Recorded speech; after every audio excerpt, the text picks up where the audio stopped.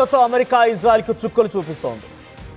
మీరు వింటుంది నిజమే. చాలా చీప్ డ్రోన్స్తో ఇరాన్, ఇజ్రాయెల్, అమెరికా రెండు దేశాలకి చుక్కలు చూపిస్తోంది.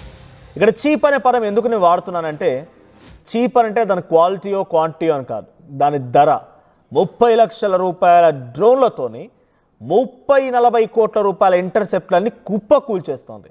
ఇంటర్సెప్టర్ అంటే అక్కడ వచ్చేటువంటి ఎదురు దాడిని అడ్డుకోవడం కోసం ఉపయోగించే డిఫెన్స్ సిస్టమ్. సో ఈ ఇంటర్సెప్టార్ ఒక్కటి 40 కోట్ల విలువ చేసేటువంటి ఇంటర్సెప్టార్. ఇప్పుడు ఆ ఇంటర్సెప్టార్ అండ్ మరోవైపు మిసైల్స్ కూడా అడుగంటాయంట అమెరికా దగ్గర. సో ఇప్పుడు అమెరికా ఏం చేస్తుందంటే, అగ్రరాజ్యం కదా మరి, అగ్రరాజ్యం అమెరికా అడుక్కుంటోంది. డ్రోన్లు కావాలని చెప్పి యుక్రెయిన్ అడుక్కుంటోంది. యుక్రెయిన్తో సహాయాన్ని కోరుతోంది ఇప్పుడు అమెరికా. సో ఉక్రెయిన్ నుంచి సహాయం కోరుతున్నటువంటి అమెరికా ఏం అడుగుతోందని అంటే, నాకు డ్రోన్లు కావాలి అని చెప్పి అడుగుతోందట. సాయం చేస్తామని ఉక్రెయిన్ కూడా సమాధానం ఇచ్చారంట.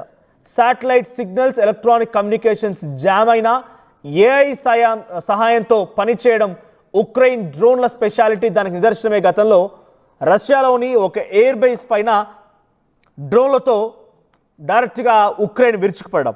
సో రష్యన్ ఎయిర్ బేస్ని యుక్రెయిన్ డ్రోన్లు అంతమార్చడం.